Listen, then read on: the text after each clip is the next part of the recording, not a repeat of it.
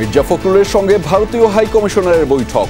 বাংলাদেশের সাথে সম্পর্ক দৃঢ় করতে চায় নয়াদিল্লি, জানালেন বিএনপি মহাসচিব।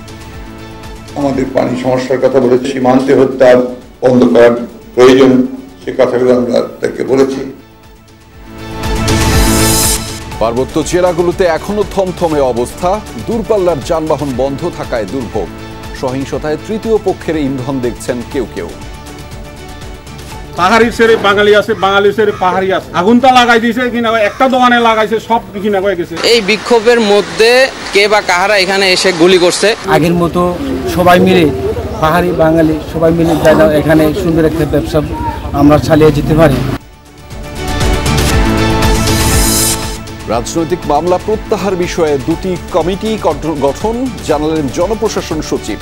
৩০ নভেম্বরের মধ্যে সরকারি কর্মচারীদের সম্পদের হিসাব দেওয়ার নির্দেশ। ৩.৫ মাস পর ঢাকা বিশ্ববিদ্যালয়ে ক্লাস শুরু। অভ্যুত্থানে নিহতদের স্মরণে ১ মিনিটের নীরবতা। ট্রমা কাটাতে পরিকল্পনার কথা জানালেন উপাচার্য। সাবেক রেলমন্ত্রী সুজন রিমান্ডে, কারাগারে ইনু, মেনন, পলক ও দীপুমণি। গণহত্যার ঘটনায় শেখ হাসিনার বিরুদ্ধে ট্রাইব্যুনালে আরও ২টি অভিযোগ।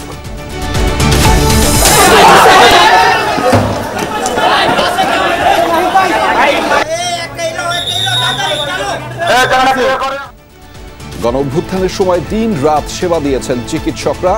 ১৬ জুলাই থেকে ৫ আগস্ট কেবল ঢাকায় চিকিৎসা নেন ২০,০০০ আহত।